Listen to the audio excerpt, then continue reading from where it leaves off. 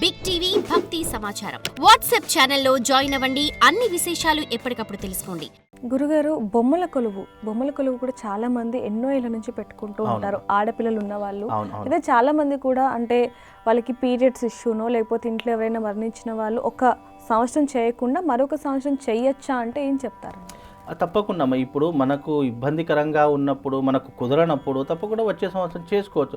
బొమ్మల కొలువు అనేటటువంటి వాళ్ళు సంతోషంగా పెట్టుకునేటటువంటిదే తప్ప దీనికి సనాతన దృక్పథం అనేటటువంటిది ఏమీ ఉండదు. వాళ్ళ యొక్క సంతోషం కొరకు, పిల్లలు ఉన్నటువంటి వారు వంశ అభివృద్ధి కొరకు చేసుకునేటటువంటిది బొమ్మల కొలువు.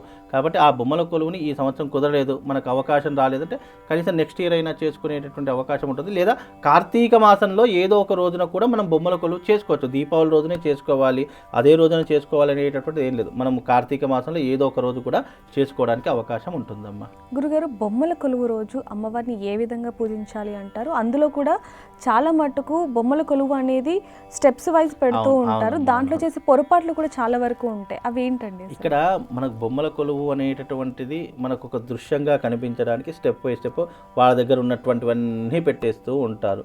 ఆ పెట్టేటటువంటి సమయంలో ముఖ్యంగా నెగిటివ్ ఇంపాక్ట్ అయ్యేటటువంటి ఏ విధమైనటువంటి బొమ్మలు దాంట్లో పెట్టకూడదు. అంటే మనము దేవతలకు సంబంధించినటువంటి వాహనాలు, దేవతలకు సంబంధించినటువంటి మూర్తులు ఇవి మాత్రమే పెట్టాలి తప్ప అనవసరమైనటువంటి అదే ఇది పెడితే చాలా అందంగా కనిపిస్తుంది అనే దాని గురించి పెట్టకూడదు అని శాస్త్రము.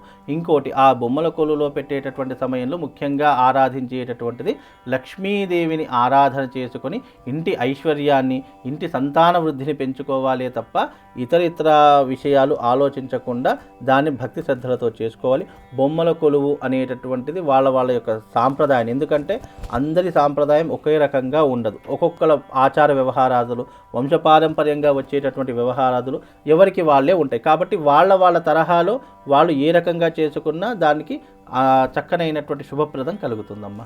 గురుగారు, దీపావళికి సంబంధించి ఎన్నో ప్రశ్నలకి మాకు చాలా చక్కగా వివరించారు సమాధానాలు. ధన్యవాదాలు.